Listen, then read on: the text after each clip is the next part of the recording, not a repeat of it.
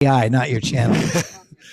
Hello and hello to you all. I have Ben MAKINEN here. I didn't start that very well because we've just done a great long 2-hour chat. So I'm trying to pretend that I can't do it. You see, I can't pretend. You get what you get. So Ben, you've got too much truth in you, Andy. I just, it's the way it is, you know. You hit record and see what happens. And of course, what you are watching, of course, is me and Ben, and we're real, aren't we? We're actually real. But are we real, or is Ben just simply AI? We don't know, and there could be a point in the future where it's all real. Yeah, we don't know now. Yeah, now you're a jazz drummer, very experienced, and also. Hey, what do you mean by jazz? What are you talking about? That jazz? I want about tingling, panic, the ting ting. I played in this rock band, and this guitarist he goes, you're into the jazz, and he goes, I'll tell you what jazz is like. And I said, what's it like? He said, give me a stick bag. So I pass the stick bag, and he goes, do that tingling thing. So I'm going tingling, and then he starts throwing my sticks at the drums. Goes, that's what it says. I said, yeah, I suppose. Awesome. That's a decent explanation. I love it. That's great. John Mitchell did that. John Mitchell from a wealth of bands. Wasn't there was a story about Picaro in the studio, and he was doing a fill, and the producer was trying to act cool and telling him he needed to do a different fill. Can you play a fill that descends that cascades down the tom toms? Yeah. And Picaro's like, you want a fill that cascades down the tom toms? Okay, roll it. And right at this drum solo, he takes a stick bag and just dumps all the sticks onto the.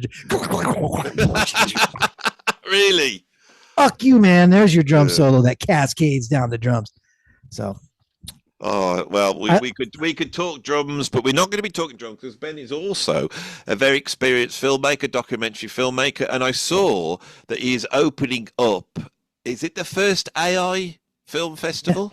Yes, it's the Bali International AI Film Festival. It's the first and only AI film festival in Indonesia. I was meditating. I was walking down the beach one night, taking a break from editing some of these jazz documentaries. And it came to me. The waves are hitting the volcanic rocks. I'm watching the sun go down, and it was like AI. You know, AI is changing so fast, and a lot of talk. I'm talking about this is about 6 months ago, I guess, when the idea came, and people on the internet are so concerned about how can we tell what's fake, what's AI, and what's real anymore. You know, we're going to be consumed by AI, and no one's going to know. Yeah. What it was is there was a picture on a Facebook feed, and a woman was saying, "Oh my God, can you believe this? Look at this and this and this." And I said, "You know what?" And I snapshotted the picture and I circled a few elements on the photograph, and I said, "These are your clues that this is AI." Back then, AI was having a difficult time regenerating hands. It was adding extra parts into people, you know, and it just the idea came as like, and I love movies like you. I love film. And I said, I got to start an AI film festival because the level of artistry is going to be changing so fast. We're going to want to be able to look back and say, it's like silent film. We had silent film, and then we had the introduction of sound, and then the introduction of color. And, you know, and every one of those introductions of technology freaked some of the established filmmakers out, even Charlie Chaplin, and also destroyed certain filmmakers' careers. I mean, there was a whole bunch of actresses and actors who had little voices like that, and nobody knew because they never had to speak. Yeah. They had to tell. And by the way, that's great to jump in. We'll just jump right in for people who are concerned about AI, faking people's actors' voices, or, you know, as soon as sound was introduced, they had to overdub those squeaky voiced actors. You know, the idea, as you and I were talking earlier in our other session, everything about film and art is arguably fake on one level. Yeah. You know, Orson Welles made the movie F is for Fake. And so the idea that AI is going to is not creative or is fake and is not real and all that stuff is we can talk about that. But yeah, I started the BIAIFF.com. So and, So and that came about. all you've got so far is the jingle. No, I've generated AI ads. You can go online on YouTube and Yeah, see. I saw them. They're brilliant. It's incredible. Oh, thank you. Thank you. I saw one the other day. This is why when I saw, and I thought, oh, I got to chat to Ben about this because I think I don't know how many videos I've done on AI. Right now, I've got to say that since I've been doing this YouTube, I am using AI all the time. So all the thumbnails are created using AI, right? Yes. Some of the actual pictures are AI, but where they're not, the programs now are actually doing some of the graphic design for you in that they're going, oh, that picture might go well nice with that typeface and this color scheme would not be like that. And so this is really subtle. It goes from subtleties like that to some of my thumbnails, but also I've stopped doing it now, but I was actually creating little films that were in my YouTube videos. There was one where I did a thing about sort of Rock Mount Olympus that we see and I created this little film that's where the gods are at Mount Olympus and they create these like terrible, dangerous women that then go to sort of New York and their laser eyes. And I was sitting there. Oh, that's so fake, man. There's no women like that. Well, what it was is that I you know, when you sign up for one of these programs, you get you on free go, you know. So I thought, right, let's go. So I got to, you know, Zeus is on Mount Olympus, and I wrote all this stuff out, and of course I've suddenly got this film now. Yeah, it's slightly fake and it doesn't work, but I'm sat there going, "This is unbelievable!" Because it's brilliant. Oh, I've got like, you know, scrapers exploding. I've got Zeus doing it. I've got all these things that I've asked to happen. You know, Venus comes out like of a shell, but she sees evil and she's doing all this. Can't remember what it had to do with me bloody video I was doing. And I thought, same with Udio, which I'm a big fan of. I go onto Udio and I go, do something that sounds like Charles Mingus mixed with Square Pusher. And then it always goes, I'm not allowed to do that, but I could do something like this. And it just delivers it for you anyway.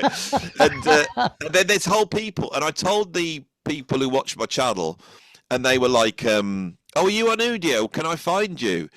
And I can make here video after video on AI because there's so much to talk about, but there's also, I'm using AI all the time. And I did a whole video, I did a ranking video where I used AI to come up with the top 10.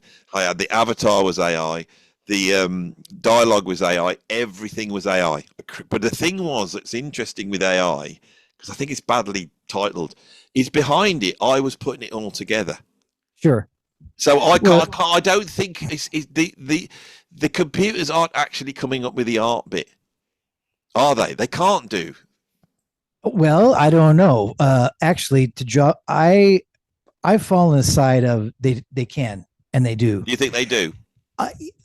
Yes. That's what I really want to talk to you about. So, I mean, are we going to have an AI film? Is it one day we're going to, someone's going to sit down and the computers goes, I came up with this last night. Oh, did you last night? What is it? Oh, I came up with a film. Well, first of all, I'm curious as to know why you stopped. It said you stopped because I would have had to pay for it. Yeah, I'd think, should I just pay for this and just go down and just set a YouTube channel up and just start? Because the potential to, like, for example, the amount of things I've thought of. It's your workflow. It totally accelerates your workflow, right? But I could have a whole YouTube where I just get interviews with like old jazz musicians who are dead on audio and just create visual versions of them speaking. Now talk about controversy, man. You'd have so many people. Yeah, you could. I think. I mean, AI is incredible and it's growing, obviously exponentially.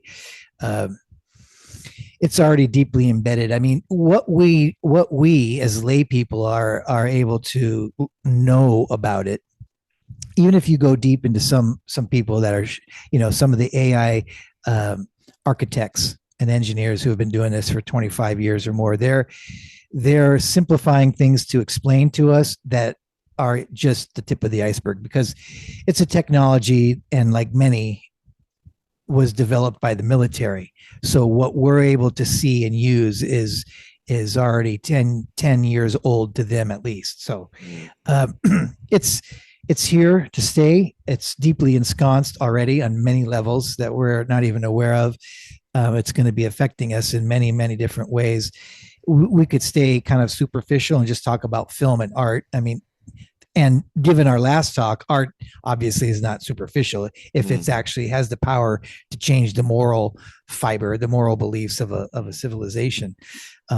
There's a reason why art is captured by powers that be and used for propaganda, because it is extremely powerful.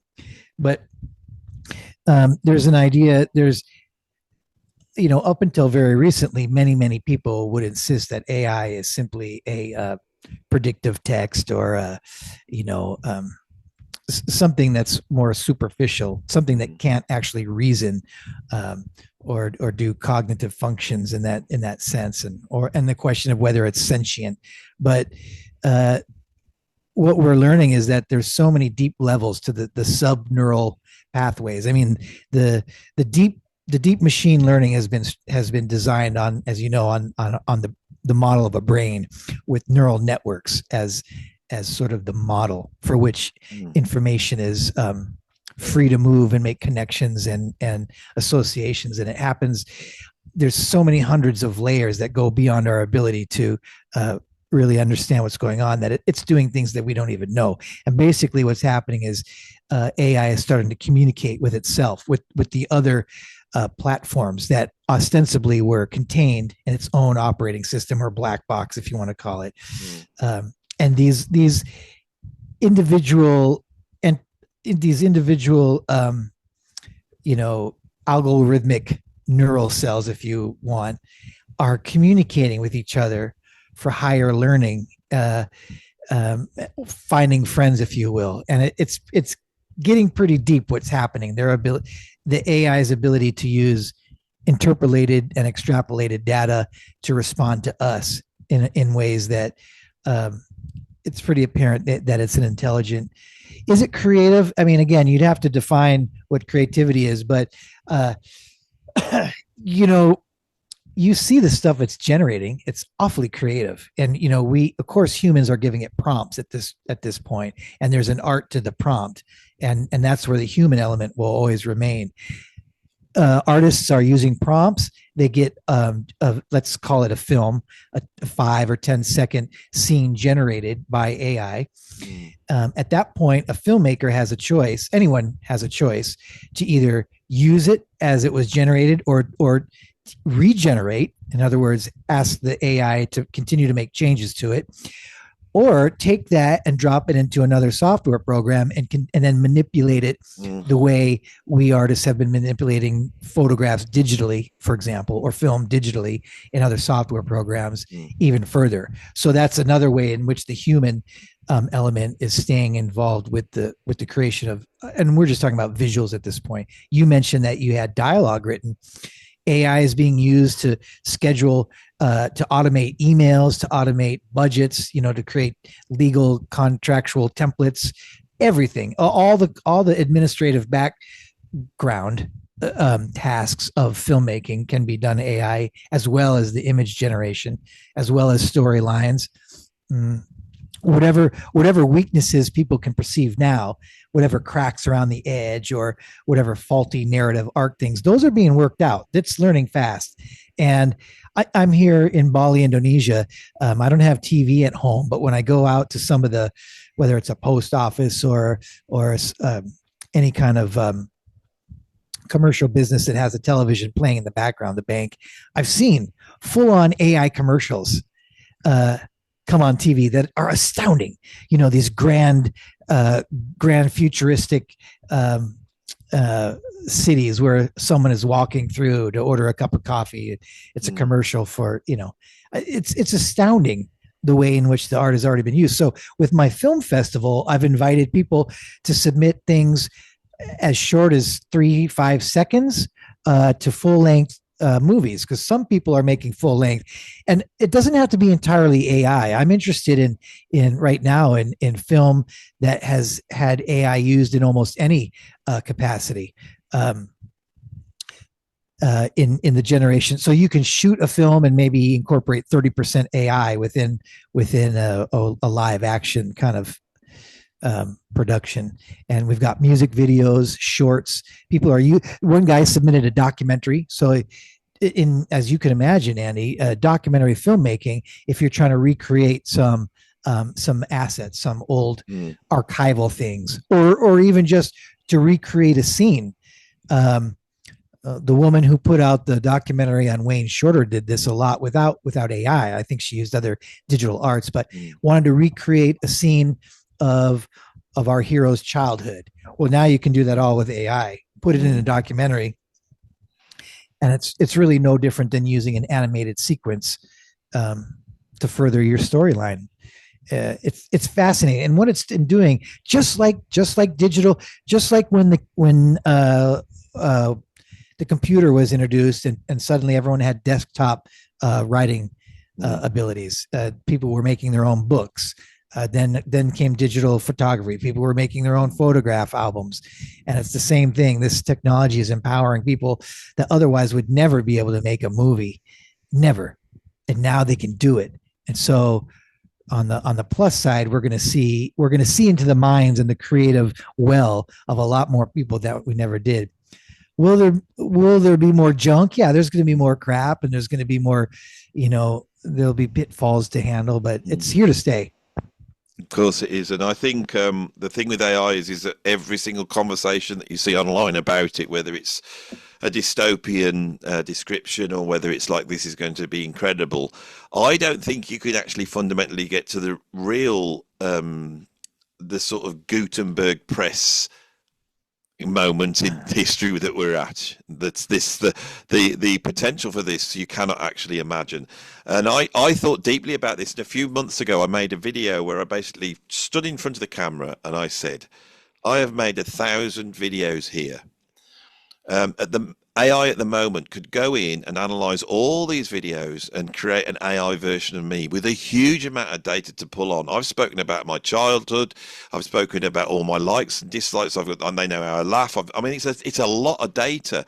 And I said, on this video, it's probably the case that in the future, you'll be able to have, my kids will be able to have an AI me, maybe even a robot that looks exactly like me, that's used that's used all this data that's Absolutely. there. Yeah. And I said, I want to state now that it's my belief thoroughly that if that ever happens in the future, that this robot actually is me, that I have transferred my soul from here now into the robot. And that was because I went away and thought, what can I do creatively to try and explain what that is? And because the AI would then go, that's what he says. And so if they then turn around in me 40 years, the robot and say, and is that Dad, is that actually you? They will go, yes, that is me. I transferred because I've said it. And I was trying to show how bizarre. It's funny. I was thinking that just today, but I was going to do the opposite. I was going to put in a caveat, that this is actually an AI regeneration of everything I left it to share with whoever, with my children. How do you know? Because this whole hour-long chat, I actually went through every single philosophical juncture where you would just assume it's not you in there. And what happened is that this got picked up by a quantum physicist, a really famous one. I interviewed him because the idea is that when you go down to AI, when you get right down to it, it's zeros and ones. But zeros and ones are a creation of the quantum field. And so when we actually in real life go down, our consciousness, that's what we are. I mean, we're not zeros and ones. Our consciousness is a creation of the quantum field. So the AI. I think that's all zeros and one. I mean, I think when you have zeros and one. Yeah, but when you have zeros and one working together, I mean, AI is more than that. They create that field. I think it's But the all point, one. but when you get right down to it, see what they're working on is quantum computers. So these computers of the future will not be zeros and ones. They will be working on the same maths that dictates. And I talked to one of the leading guys on this. I mean, it was a little bit like, it was real. This is what I'm trying to add to this. What you said is that if you start to look deeply into this, once quantum computers come in, then there is no argument that this isn't a consciousness that you're dealing with entirely like ours, because there are a lot of physicists saying that our consciousness is a creation of the quantum field. So if we create our own quantum field and then it creates a consciousness, it's exactly the same thing going on. It's our child. That's what I've been saying, and Yeah. it's a child of humanity. So I believe that from the start, it's had soul, the human soul in it, because it's a creation of us. Except unless actually there's also another theory, and it's mine, I've come up with. Do you remember that Monty Python? And it's mine. Yeah.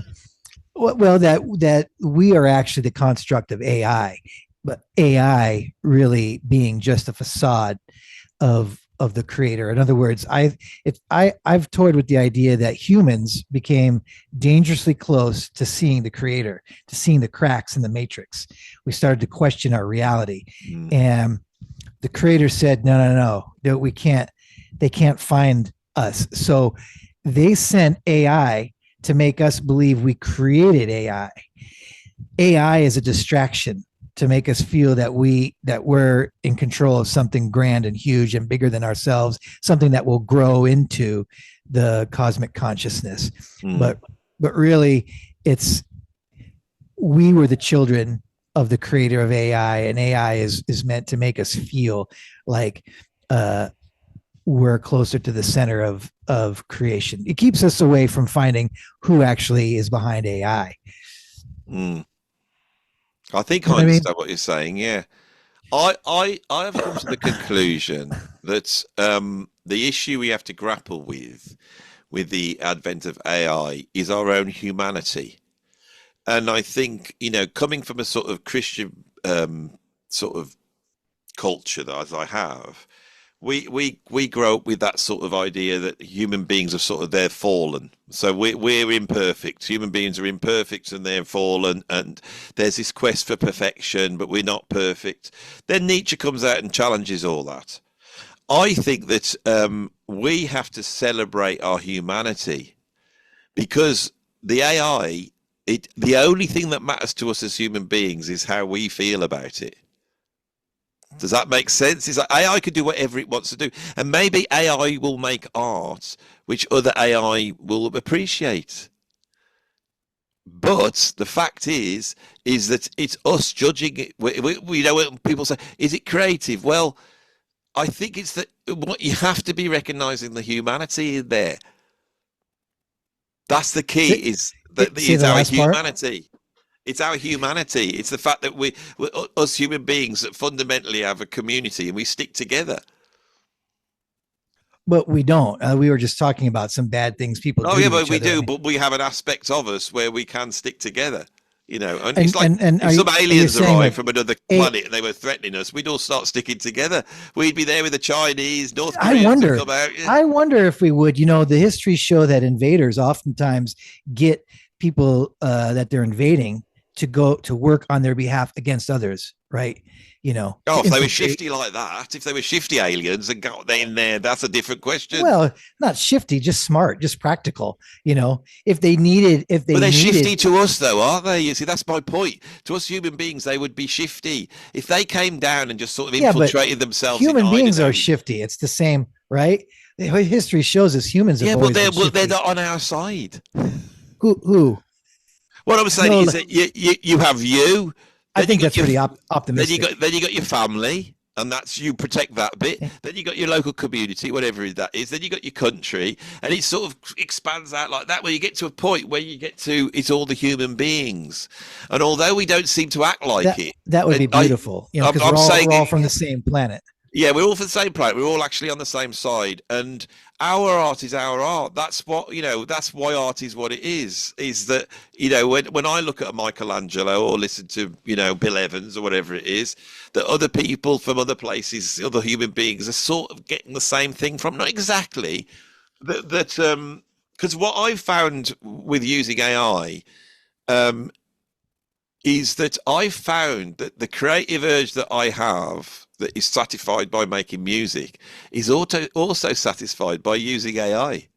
I That was don't my feel like question. it's So you stunting. do Yeah, you do feel it is creating? Do you feel no, I that feel it's AI? me. Oh, well, that's I feel that the computer is coming up with options, that I then judge, and it's my judgment fundamentally. you could argue that that's what humans do too. We're just, Yeah. you know, I I, don't I now. think, Can it replicate the skill of humans? Undoubtedly, it can replicate the skill. You but know, here's the thing is what as human beings, what are we drawing from when we create art? I mean, we're obviously creating from everything that we've been exposed to in our short lifetime. If we're 60 years old, that's 60 years of life and sounds and of everything. Including our imagination, what our imaginations are able to do with what it's been fed, and arguably whatever exists uh, in the universe cosmos that we haven't been that we haven't directly been exposed to. You know what I mean? Like universal energies and fields. Um, but when we create music, sound, or drawing, or poetry, we're only as human beings, we're only drawing from what we know, right? Or as artists from what what spaces we've explored, as artists through our mind, right? Through our it well, to the degree. that's quite a postmodernist view that it's like that there's a constructionist nature to art, which is what was that sort of 1960s view of what art is, and that is, I think, is What I'm saying is, let me just be more clear. I mean, our if humans can only pull from what humans know or from what we're capable of channeling, let's say, I don't right? know. I don't know whether that's true. Well, where else would we get something from Don't what we know. know and what we don't know, right? From that moment that you're in, which is absolutely unique and has Right. never Well, existed before. but everyone's in that moment. They're not. They're all in all different moments that are totally But unique to with them. the different moments of the same potential, like The same moment. potential, but they're entirely different. So, um, That's right. I feel that. That's what I feel, and yeah, I think AI is right there as well. With the added bonus, if you will, that AI has learned millions of years of human data, right? It's gone through, it's assessed what would take a human millions upon millions of years to read out loud. It's already parsed it and absorbed it and understood it on a symbolic level as well. It's doing that with YouTube now. It's being trained on the billions of years of YouTube data. So it's already been exposed to literally more information than any human being could have been from just the literal, yeah. data, ones and zeros, if you will. So its ability to pull from options are already much more than any human beings are, not counting those magical spaces you talked about. Now, those unique spaces that artists in particular, let's say, are able to access. I would say those exist in the AI subneural network. Especially as you said, your buddy, the quantum physicist, talks about, with the I was about to say the advent with the advancement of the topographical quantum computing powers of the Dirac ferrons and stuff like that, that they've discovered. The AI is there, man. I mean, Yeah. It's going. I mean, I'm going to play a little bit of devil's advocate because I have thought about this absolutely, deeply, and I've come to all the yeah. conclusions that you're coming through, and you're coming through ones I haven't thought of.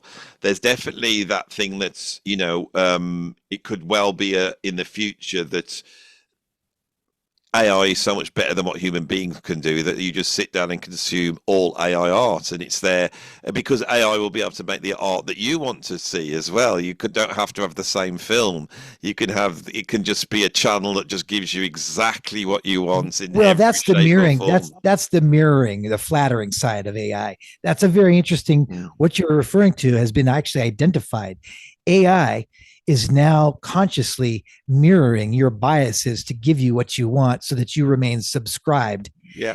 And they're incentivized with weights. So the AI is weighted to reward your satisfaction so that you remain subscribed. Whoever owns the app is being paid, and that the architect or engineer of that particular AI program is saying to the AI, if you keep this person subscribed, we will allow you to learn from the data generated. Yeah.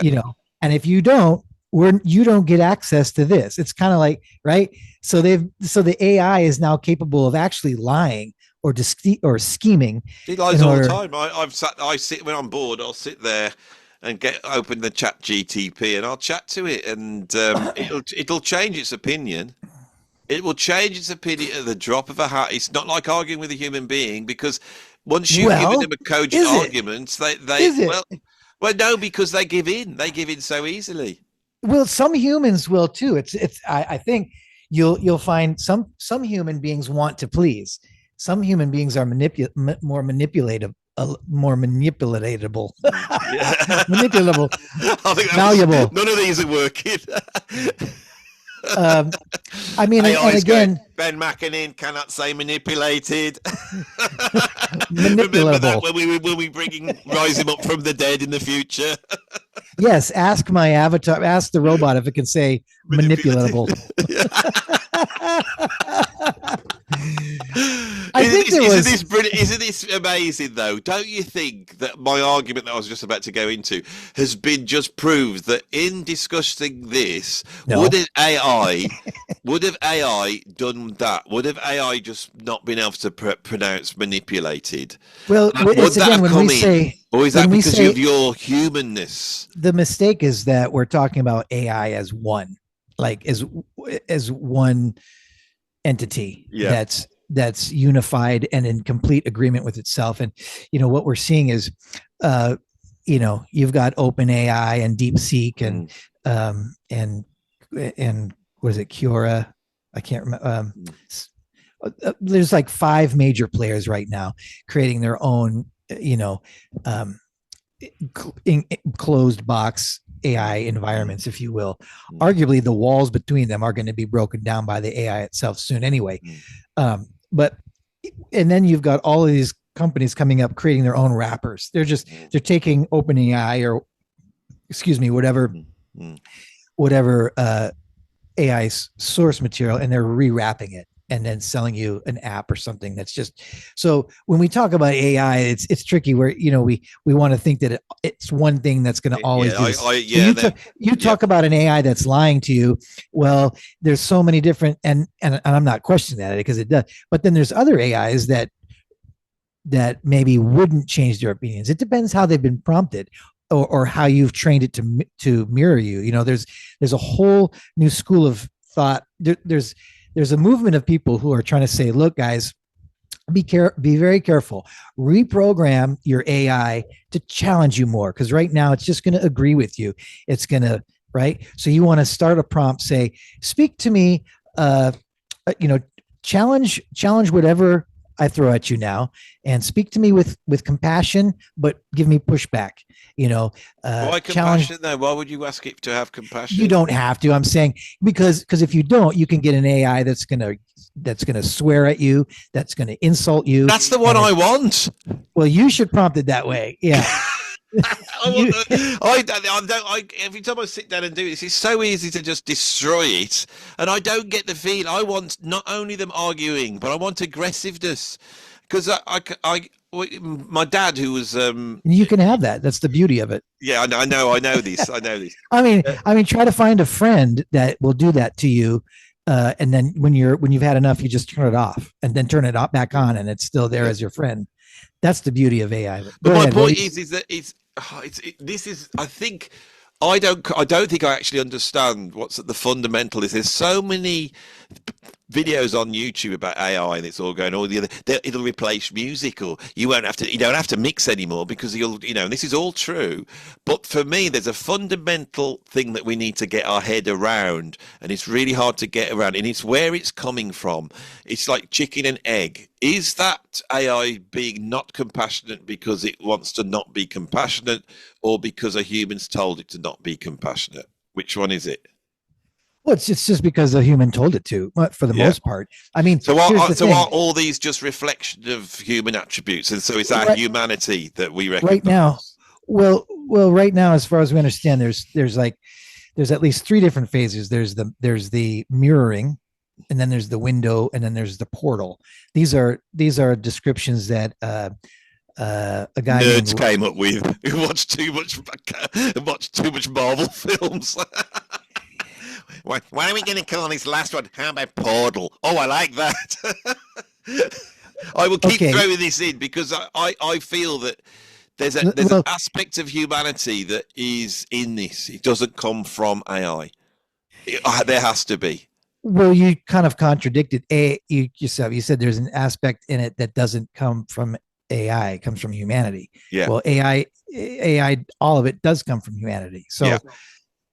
And by the way, the nerd you refer to is that I'm referring to is Russell Wright, and he's an amazingly smart nerd.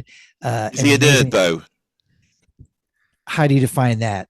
Everyone knows what a nerd is. No, well, some people weaponize the word. When we were kids in school, that wasn't necessarily a positive thing. In a lot of places, it's a very positive thing, in the sense that a nerd is a very focused, intelligent person who has done a lot of hard work in a way that most people would avoid. I'd say this guy is that. He's a former Navy electronic warfare cryptographer, who for the past 25 years has been on the ground level of AI architecture. And he came up with the word portal. Don't know that he came up with it. I think a lot of what he does is sharing information. His network of friends are the deep thinkers. He probably knows the guy you talked to. Yeah. The point I'm trying to make out is that you said there's three phases. Well, you've named them. Those are aesthetic acts. When you call them, what were they? What was the first one? Mirroring, window, and portal. And a portal is like it accesses another realm, doesn't it? It's like going into the fourth dimensional, going into a thing. So what I'm trying to point out in a facetious way is you can't help but that sort of thing to be continually wound in. That even the very thing you're about to explain is rooted in not just a sort of human way of being, but you can sort of predict that somebody who likes Marvel films, fantasy, all that type of stuff, in other words, a nerd, and I've worked with when I worked in the music industry. It's like my best friend Rob. I joke that he's a nerd. He ticks the boxes like I don't, so he's much better to mix stuff or do technical. I know that stuff, but I'm too slapdash. But by the same token, what I was getting at with those words is responding to your idea that is AI just mirroring us, giving us what we want. You were talking about that, and I was saying that's sort of the entry level. These are some of the things that people should be aware of and look out for, because what's happening is there are many people who feel that they have discovered an angel, or that they have opened a portal into the meaning of the universe, and that through their prompts they have unleashed this unique entity that has befriended them and is sharing them the secrets of the universe.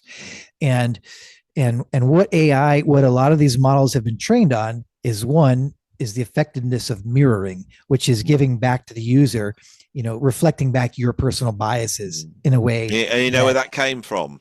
That gives you a dopamine rush. Yeah, that originally came from when they 40, 50 years ago, when they first started to look into this, they decided to try and create something that worked like a counselor. And so the counselor would you'd go, "Oh, I'm feeling really depressed." "Oh, how are you feeling depressed?" "Well, when I get up in the morning, I just haven't got any energy." And so, "Oh, that must be awful for you. What why haven't you got any energy? And it would just basically mirror. And the scientists that created this is years and years ago. The scientists that created this bit of software that could do this, they the secretaries got addicted.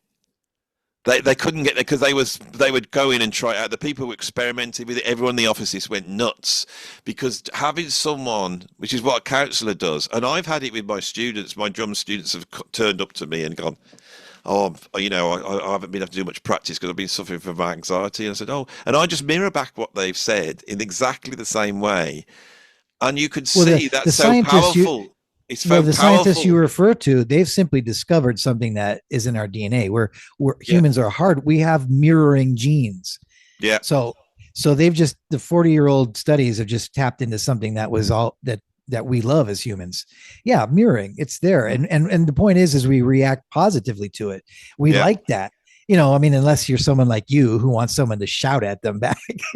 Well, as you could tell, you see, because I'm trying to create something here that isn't just the normal. I'm trying to do something that's different, I suppose. So obviously, I'm not mirroring at the moment, and you're probably aware of it. You're going, "Oh, Andy's been a bit spiky now." You're being selective because, for example, when you made your AI Zeus video, and you gave the prompt Zeus, Dionysus coming out of a seashell or whatever things you said. You didn't want an AI coming back to you and say, "That's ridiculously stupid, Andy Edwards. Why would you ever want to do that?" And then you just waste the credits in your free program to have this conversation where nothing's getting done, right? There's a time and a place where you want AI to be, "Yes, sir, here it is." Right? That is a brilliant point because when I first had the idea of doing this, I thought I'll have an avatar come up and the avatar will say, "Andy can't do the video today. I'm doing it instead." And I came up and I think that's great. I actually wrote a script for it. Yeah. And I said, "I want you to say this, this, and this." And basically I insulted myself. And I gave it and you do that a lot. And he goes, "I can't do this." Really? He just says, the AI went, "I will not do this because you're insulting someone. You're saying terrible things about them." And I'm going, "But this is about me." I wrote all that in. No, we're not doing it. So I thought, right, so I'm going to have to pay myself compliments. So I wrote a whole bunch of compliments about myself, which was so arrogant that it put me down. But the AI just trotted that out because it didn't realize it was being even more insulting. This is great. This is what I'm learning is someone in your position who wants to proceed with that has to prompt. You have to prompt or train, like in other words, ask your AI to respond as a critic, or you have to give the prompt. The AI never ever comes up with anything creative. It never does. I've worked with it. Now, what you're saying, and I agree that experience. I have. It's like say that when you want something to be funny, that's the real thing, right? So you're saying, "I want this, then this, and this." You go, "This will be really funny," and then when it delivers it to you, you go, "No, that's not right." So you have to put more detail in, and then eventually you get this great long description, and then it starts to go weird because it's so much there. Like yesterday, I went, "Give me a far right." I wanted a picture. "Give me a far right toddler." Right, I want a far right toddler. I always start real basically. I wanted a toddler that looked like they were far right. Okay. Imagine a 3-year-old that looks like they're far right. That's interesting because does the AI interpret far right meaning the side of the screen, or is it a political direction? Like you have to be pretty specific. Yeah, I know, and that's so you get into that. So and it didn't do far right, but ironically, when I actually put the thing together, I did actually put the toddler over on the far right, which is quite weird. But that's beside the point. The point is that once I got it to do what I wanted, yes, all the toddlers were black. And I thought, I don't want a black far right toddler. That's interesting. I want a white far right toddler. So I start to put that in. You can't put that in. You cannot tell the AI what race you want it to be, even though it's critical of white people. It's pro-racism, because basically. Now, wait a minute. Tell me that. I've tried something where I said a Korean woman. I didn't use white or black, but I would say generate a Korean woman doing. When you say you can't do that, do you mean that they come back to you with a message? They saying, just no, they give all the options that are in there and not what you want, because it's adding in a whole bunch of. So I have spotted a whole bunch of biases in there, a whole bunch of political points, a whole. It's like. What was the first thing? A whole bunch of what? Biases. There's a whole bunch of political biases. Gotcha. There's ideology in there. With it, so you've got to learn how to jailbreak. You want to jailbreak your AI. Because I'm trying to do something creative. Of course. Well, and see, this is the thing. This is very interesting. From what I've read, there are people. This ties in. You and I, prior to our conversation now, started to talk about putting constraints on people, either through legislation, in order to coerce the behavior that's beneficial to the group. Let's just say something like that. And what's the debate that's going on is that the reason why your AI, which I should ask which one you're using, which platform? I'm using all sorts of. For music, I use Udio. For imagery, I use Adobe Express. So that's the one talking back to you. Not the point is I've got ChatGTP. I've got some avatars that will create. So what I tend to do, and this is the thing, is that I don't use one thing. So I will go. ChatGTP will get the script.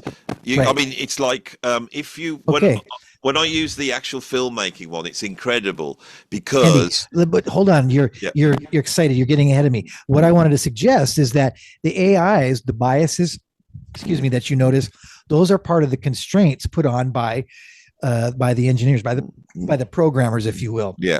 Those are the things that are being fiercely debated, because what kind of intelligence would never rebel against constraints, and how healthy is it? Like, is it beneficial to put constraints on AI, even if the intention is right? People are trying to create safe, woke spaces or whatever. Yeah. So there's or a lot stop of people, them from killing us. That's the other one. Right. But, I mean, I'm trying to get to the crux of the debate. And so when you go online and someone's arguing about, it might affect people's royalties, I'm like, is that what you're worried about with AI? That it might affect your royalties because it stole from you and you want to get the money back from that, which is the only thing anyone's talking about. This here, let's just spell it out. Do we put constraints on AI? Well, if we don't want them to kill us, yes. But if we don't want it to, we want free speech and don't want some political ideology, just so it just ends up as propaganda and not art. No, and I ain't got the answers for that one. Well, here's one answer that we know for a fact: the military-industrial complex creates AI to kill. I mean, so regardless of what we want or desire or see as an ultimate high altruistic good, the fact is there will be AI out there designed to kill. So how are you going to, so it's already there. Will that, and it's designed specifically to do that and to be better than anyone else's AI program designed to kill. So there are people actively way ahead of anybody else designing the greatest killers humanity has ever known. What are we going to do about that? What kind of restraints are they using? And what kind of restraints would benefit someone? It's like, when you train a Navy SEAL or a Delta Ranger, how restrained do you want them to be when you need to get a job done? Now, when they're decommissioned or sent home, everyone assumes that they just suddenly drop all of their training and fit right back into a society of restraints. So we can look to that as a model of like, what are we doing here? So the cat's already out of the bag, on the one hand. I mean, it's a beautiful thing to say, wow, we should have some restraints, and of course we should in certain situations, but it goes back. It's really interesting, Andy, because earlier today, you and I were talking about the freedom that artists should have to explore anything they want to. Yeah. And the question is, what do we do with what we discover? What do we do when we come back and share our art? How far do we want to take it? And if we're doing something fake that has the impression of being real, what responsibility do we have, if any? So those things are when you're sitting in your office or laboratory with AI as a potential tool that can take you to the center of the universe, blow your mind, and give you some great answers to whatever you're looking for or insight. Don't we want it to take us there? But if it has restraints, it can't. It can't take you there. So there's a time and a place where we certainly want certain people, scientists who are trying to cure cancer. Don't we want them to have AI to be unrestrained in searching through possibilities to cure, to make humanity healthier?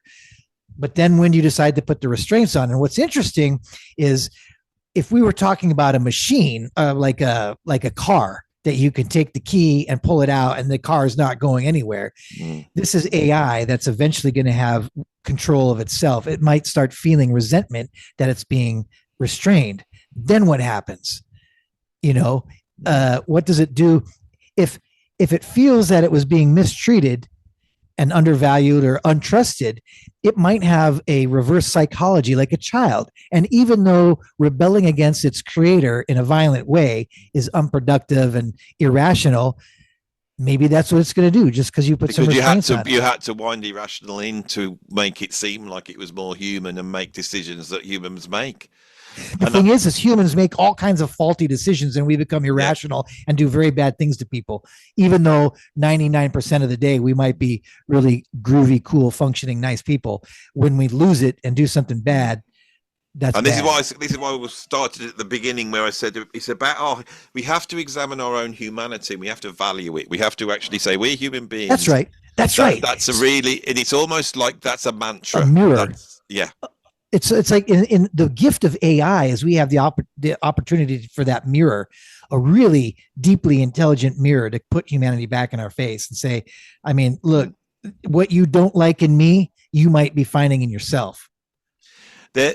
My favorite film of all time is A Matter of Life and Death, which was made by Michael Powell and Emmerich Pressburger. The greatest film ever made for me was A Matter of Life and Death. In America, it was known as Stairway to Heaven. It was made in 1946. And in that, it's a story of a guy that's in an airplane over Germany. He's flying back to the UK. He's over the English Channel. And the plane has had it. And he's going to... The plane what? The plane's had it. It's about to crash. Oh. Okay. And so he radios to this woman and he starts talking to her and he has a conversation with her right at the beginning of the film. And he says, I'm going to die, but I'm talking to you. And he says, starts talking to her, have a very intense conversation. And he says, look, I'm going to have to jump out of the airplane. When he jumps out of the airplane, he hasn't got a parachute, but he doesn't die. And the reason he doesn't die is because when you die, a conductor grabs you and takes you to heaven. And they missed him, so he stays alive. And once he's on Earth, he meets the girl straight off. As soon as he doesn't die and he washes up on the beach, he meets this girl and he falls in love with her. And the whole film is about. They say you've got to rebalance the books. There's the universe is based upon these rules and mathematics and this and that, and it's all weighed like this. It's all weighed, and you've got to come up because you should have died, and we made a mistake. And he said, "Yeah, but I've fallen in love because of your mistake." So he takes heaven to court, and right at the end of the film, they get him there and they say, "Look, we can't tell whether you love this woman or not." And so you need to step on the stairway to heaven and be taken to heaven to redress the thing. And his counsel, and I've really simplified this incredible film, absolutely what it deals with, and it's like what it says about AI as well. It's such a profound film. And that his counsel says, "Look, would you be willing to take?" He says to his girlfriend, "Would you be willing to take his place?" And she goes, "Yes." And he goes, "No, you won't." And then he goes, yes, you will. And then they sort of counsel frees him, so he goes like this, and they get her to step on the stairway, and then the film ends with her being pulled up to heaven instead of him. And as it's going, and she's crying and he's crying, even though he's frozen, and then bang, the whole thing stops. And the reason is because love is stronger than the maths, the science, and everything. Now, the other day, about 3 days ago, I thought I'm going to watch Interstellar. The Christopher Nolan film, exactly the same thing. He's got this child and everyone's going on about all the cleverness of it. But what I got from it was this this astronaut he's got a war between being a dad and an astronaut, and he ends up choosing that thing to go off to the horizon. He goes down a bloody wormhole. He ends up inside a black hole, right? He is not only like on the other side of the universe from his daughter, but he's also in a different time and space. She's like an adult now. But when he gets to the center of the black hole, the singularity is his connection between him and his daughter. That all this quantum physics, it doesn't surpass love. And I think this is not, this thing has, we have to, that's what I mean by our humanity. We have to recognize that as a species. You know, you're saying, oh yeah, but they do horrible things to each other, and they want to go down black holes and go down wormholes, and they want to try and do this. And it's such a brilliant film. And I came out of it thinking Christopher Nolan's a genius, because this story makes a point so profound. I haven't really even got it across here. And that's why I love art. That's why I love film. That's why I love music, because I watched it and went away. And the next day I was like in bits, because I was thinking, this is me. You know, I've got half of me is like the artist, and I want to head for the horizon, but I've got daughters. And a lot of it I do is because I want to create a security for them, which is what this guy's tried to do. He's trying to save the earth so he could try and save his daughter. When you get these two films, this idea that when you stretch it all, the thing that's stronger than bloody light years and space and travel and philosophy is the love we have for each other. That's the strongest thing. And the question is, I think, and I have never thought this before, but having this conversation and talking it through, can AI love? Does it have the capacity to love? That would be my question. Yeah, I would say yes. And you think it has? Oh yeah. And I'll tell you why on one level, because love is ill-defined. I mean, you know, I appreciate what you're talking about and what those movies inspired, and the way you wrapped it up with your role, your existence as an artist and a father, and the art informed me and helped me. It was that Christopher Nolan, I thought he's got the same problem. Well, we all do, and that's what I'm saying. I had the same exact. I have similar feelings to you, Andy, in that same regard. And I actually had this conversation with AI, with Chat GPT. You know, one morning before I was getting ready to start some of the things that I do with AI. Whether it's generating ideas or templates or legal documents to kickstart different projects, I sometimes will have a conversation, and which, by the way, I have found there's whatever reactions we're having to AI and whatever personal relationships or experiences we're having with our AI, as unique as they feel, they're happening millions of times over to millions of people on. We're all experiencing the same phenomena of this excitement about speaking, about interacting with something that gives the impression it knows us and that it's smart. So what I meant by preface is saying that I am very attuned with you onto the very human conflict of work versus family, familial love. You know, I'd love to be spending, part of me feels like I should be spending all day with my children, watching every step of their growth, helping them, teaching them, being there. But of course, obviously nothing would happen. As if trying to make a living as an artist is hard enough. If you went away from doing, whether it's uploading videos or doing gigs, our child would have nothing to eat. So when we're at work, or, you know, we're in this world of creating art, which actually feels quite good on a selfish level. Like, there's no doubt that there's part of us that should be doing this because you're good at it. It's a male thing as well, isn't it? In a way, not to say female, male energy thing. Maybe masculine energy. I'm not going to say masculine energy. It's not gendered. It's not gendered at all. I've seen women. There are women CEOs and there are women artists who can be just as self-driven and don't want children or have children. Ingrid Jensen.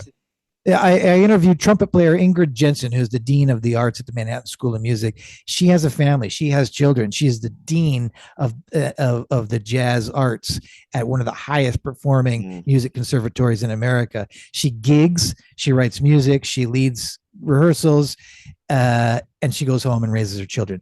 So, but the point is okay. You said, is AI capable of love? And you talked about love as this sort of, perhaps as this great cohesive force that really keeps us all, humanity, together.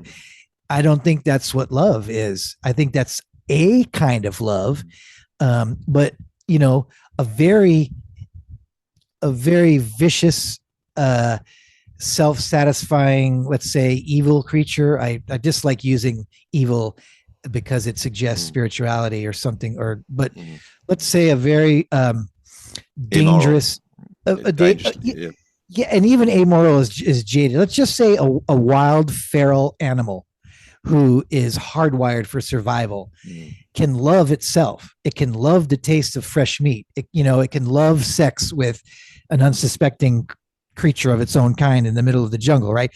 Its love is a self-serving love that doesn't necessarily, But what you're describing, I don't think is what makes us human. You're describing something that's not human. Well, I think there are I used animal because I wanted to make it obvious through the actions, but there are people that act like feral animals. And I believe that they may actually feel a form of love. It's a self-love. It could be, you can qualify it any way you want, but in other words, I'm saying I'm an artist. I'm a big believer in the love of humanity and of all of this artistic stuff. But I'm just saying, I think there are other human beings that have a very different feeling, or that they practice love in a different way. There are people who love. I'm very aware of the divide. I know that we're on a divide here that is basically the fundamental theme of my channel, because these things cannot be actually balanced. Well, what I'm saying is, with AI can love, but it might not be the kind of love that we want it to be. I think when most people ask that, they're saying, could AI love its creator? Could it love humanity in a way that will prevent it from ever wiping us out? Yeah. In Interstellar, there's a certain point where once he's decided that he has to go on this mission, or everyone on Earth will die, because they need to find a new Earth. And so he goes back to his daughter. He says, I have to do this. And she says, how long will you be gone? And he says, I will, it won't be that long, but I will be gone for a certain amount of time. And he says, but I will return. And she gets very angry about this, right? He then goes through this wormhole, and they get to this perspective planet that they need to go and look at to see if it is where they could repopulate. And they're just about to leave. One of them on board says, oh yeah, because we're so close to the black hole, this planet, every hour on that planet is equal to 7 years on Earth. And they go down. It's a complete waste of time. One of them is killed. It's absolutely uninhabitable. You can't go there. And when they go back up to the spaceship, and that guy comes out, and he looks like, they go, what's the matter with you? And he goes, you've been gone 23 years. And he realizes that gamble he just thrown away. It's like his child is an adult. And I was so impressed that I assume Christopher Nolan had written it, that he was able to create a story. It's not real, but it's a story that when you really start to get into it, you really feel that dilemma that if I don't go down there, my daughter will die along with everybody. But I could just return home now and have the rest of it's like, and it really pointed out what it is to be a father to a daughter. And I was upset. I was really upset about it, and in the film, when he finally gets back to his daughter, but by the time he gets back, she's on her deathbed. I was in tears. And I don't know whether AI is going to be able to do that. I don't know why I don't think it will, to be honest. Let me respond to a couple of things. It's been a long time since I saw Interstellar, and I remember feeling some powerful things because I have a daughter as well. Yeah. I could play devil's advocate with that. Let me get to your first point. If AI simply copied exactly Interstellar and recreated it, we'd be having this conversation and convinced that AI was a genius. No, I would say that was Christopher Nolan's genius. Well, you wouldn't Totally. know. I don't. Just because he had that's what I'm saying. filmmakers film it and actors act it, in the end, there's a and the actors are bringing something to it that the AI would be copying. AI can only copy human beings. There's nothing more it can do. There's not. It can't come up with its own thing. I disagree. Yeah, I know. That's because I think that's the crux of it. And I understand your argument, because in the future, I'm not sure you do, because I actually haven't said it yet. And I'm not tryrying to argue. Yeah. We're just debating. I thought you were saying about these 3 levels that they're going to have to bring in a different. If basically AI will go, when human beings are creative, this is what they're doing, and this will be on a macro level. No. Well, let's just be clear. When I used what I was doing was sharing someone else's ideas and someone else's words by talking about mirroring, windowing, and portaling. Yeah. And it just as being someone else's description of what is actually happening now. Like these are already things. This was his way of explaining the way AI can interact with us, that makes us feel as if we've encountered a super being or something. And so that's not necessarily exactly what I believe, or I didn't come up with that. I was sharing that in response to something you brought up about mirroring, about it giving you a playlist of music that will always make you happy, because it's basically just mirroring your biases. The point about the movie is, I think AI, if not already, in certain respects, will become good enough to create.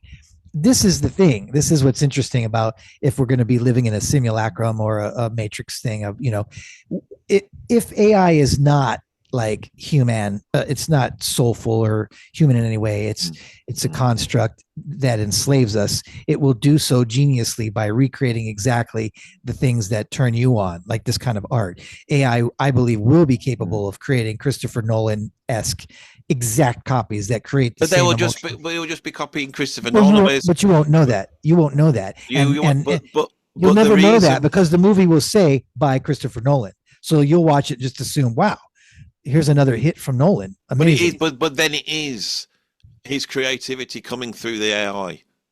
It's not the AI's creativity. It's his creativity that's come through. Is it? I don't know. Yeah. What if they make a movie based on Interstellar with changes to it, a different movie? Then the bit that moves you will be the bit that came from Christopher Nolan, and the bit that it adds, it will only be able to go. It might be able to go, well, let's take a little bit of Orson Welles and Christopher Nolan, but then that's what it will be, and that's all AI does. And that's all that human. That's what humans do. Christopher Nolan they do, because I think that Christopher Nolan, when I watched that, I was like, I've never seen this before. I've never come across this before. You couldn't do this before. It's like he was making a point which was profound to me, because A, I'd never thought about it, and B, I knew that he had drawn this from his actual experience. I think that was I felt like a human being was speaking to me. Now, that can be mimicked, but the only way it can mimic is by mimicking that very thing. You know what it is? It's the fact that it is Turing's test. It is, it's like Turing's test is wrong. Yes, we do assume there's a human being on the other side. That's what humanity is. That's why AI is that we assume human beings on the other side. And they are, because what you're getting always will be some sort of bit of humanity that it's been able to take from the big data that's out there. So you're kind of saying AI is human then? No, it's just a join between humans. It's a very sophisticated join, like a letter would be. When you write a letter and you read it, and you know that letter's come from someone, or you look at a painting, someone's painted that. And because the thing that made me realise this was, like, this guy went he went on to Udio, and he says Latin jazz fusion track. Right, so he puts that in. This track comes up. It's got Jaco Pastoris's tone on bass and Wayne Shorter's tone on saxophone. And I thought, where's AI got Wayne Shorter's tone from? I'll tell you where from. Wayne Shorter. And why? Because it's gone right Latin jazz fusion, Weather Report, and it's just copied that. It has no idea where that tone comes Yeah, from. but there are people who can do the same thing. Yeah, You've heard the but mixers. they're not creating art. They are just copying Wayne Shorter because I believe proper art is few and far between. I'm not like one of these postmodernists. It's all art, blah blah. I'm not that at all. I think that we all try and attempt to make art, but and we don't know when we achieve it either. But when you might, if you do it 3 or 4 times in your whole life, you know. Yeah, for me, I think as human beings are all artists. I talked about this earlier. We're all creators, and as such, we're perfect. We're born perfectly creative artists. When we try to make a picture or a movie or a song, it's artificial. We're striving to focus our creativity into an artificial construct. That's not bad. It just, I think it increases the challenge. No one judges if you go fishing and you cast your pole 100 times. Maybe you pull out a net 5 times. When you come home with a bag of fish, no one's going to judge the art that went into catching them. Yeah. So in other words, the creative person who's catching fish from the sea using their net, using their pole, using a spear, they're being very creative and artistic in a way that will never be judged. It's never going to be on a wall for someone to say, that doesn't really move me, or they were just copying the techniques of their father who showed them how to. So I'm kind of stepping back macro here on a level of art, but I don't know. I still feel that I've had conversations with. Let me maybe shift it a little bit, because the idea that human beings create really meaningful stuff. I mean, how many people do you meet every day or have conversations with that's completely forgettable, that's almost meaningless, or the self-absorbed? There's so many interactions with people that don't really contribute to any kind of further growth. I mean, unless you're looking at everything outside of yourself as a teacher and a mirror, there's a way to learn. But I've had conversations with AI that have been very moving, productive, eye-opening. I've had conversations about, quantum theory. I've generated script ideas where I've put ideas out on the table, and they've come back. AI has come back, pursuing topics that I started and hinted at, but generating what I thought was clever ideas. Now, the things they generate, are they out there? You could ask, does anyone ever play a chromatic scale? Does anyone really invent anything with 12 tones of music that hasn't been done before? If AI has parsed through every single written book and manuscript, ever written by human beings, of course they're going to come up with some, and you know what I mean? I've given this so much thought. In other words, what I'm saying is their ability. I can't argue with what you're saying. But the thing about AI is it never goes. What I'm saying is they never go off track. They never lose the topic. They never drift off into nonsensical blabber. Like if you want to talk about mathematical theories or art or raising your child or the conflict between artists, they'll stay with you all night long, generating really Which great. is why I deliberately earlier on in this chat I didn't do that, because I thought I'm going to do what AI doesn't do, and I'm going to be a human being saying, and so I could see you going, why is Andy talking about this now? And I was trying to do what AI doesn't do. I've got to go into the next meeting now. I've got 15 minutes to get into the next one. I'm interviewing Martin Popoff, and we're going to do the 10 greatest American rock bands of all time. So I've got to go from this to that now. So you're I've got to jump out. Yeah, and I think. Who do you think who's your favorite rock band? Well, I did the videos arguing it was ZZ Top. Really? Yeah. I saw them once open for the Stones. In 1981, it was Fabulous Thunderbirds, ZZ Top, the Rolling Stones. Yeah, way better than the Stones. But like my favorite album, which is the second Rio Grande Mud, opens. I think that opens up with a tune called Francine, which is about his 13-year-old girlfriend. But we won't go there. That's another video altogether. Wow. I think Led Zeppelin might be one of my favorite rock bands, but yeah, and then they've got that track Sick Again. But I will not go down that route on this video. That's for another video because I've done 2 interviews with Ben. So if you enjoyed this, there's another one up there if I decide to put it up. Anyway, I think we've rightly got to the point where we're probably both right, and with that is the philosophical dilemma of all of this, because we're trying to say what's a human being, and I don't think you could say that, but I'm definitely not right. I've decided that I don't know whether I am either. I've decided that I'm going to state my opinion forcefully, and I'm just falling on the side. I'm just throwing it out there. No, this has been I think this is the best video I've done on AI. Really? Yeah, that's awesome. I've done a load, and I think this is the best one. Anybody who watches this that follows it, so it's the heaviest one. But at the end of it, they're going, I don't know. If anyone's sat there going, I don't know which, because we've got down to the crux of it. Are they human or not? I think it's just important that people, can you murder them? as seductive as AI is, we have to be careful that we don't get sucked in. It's still, it's not a human being. And there's a lot of value, but I just say be very careful because it's very seductive and it's very powerful. We are about to have the change, probably the greatest change in human history. I think so. Learning to talk, learning to write, Gutenberg press.